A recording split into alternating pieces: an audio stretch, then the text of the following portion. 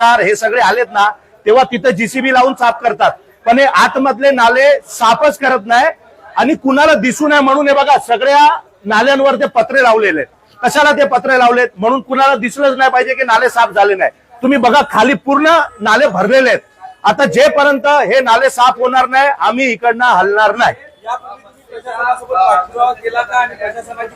मी राम टेके साहेब जे एई आहेत एसडब्ल्यूडी डिपार्टमेंटचे, त्यांना सांगितलं साहेब तुम्ही माझ्या बरोबर फिरा, मी तुम्हाला दाखवतोय किती नाले साफ झालेत. ते म्हणतात पूर्ण साफ झाले. मी मला माझ्या बरोबर फिरा, मला त्यांनी वेळ दिली नाही. मी शनिवारपर्यंत सांगितलं होतं की मला वेळ द्या, पण ते पुढं ढकलतायत म्हणून आज मला नाल्यात उतरावं लागलंय. जेपर्यंत नाला साफ होणार नाही मी इकडनं हलणार नाही.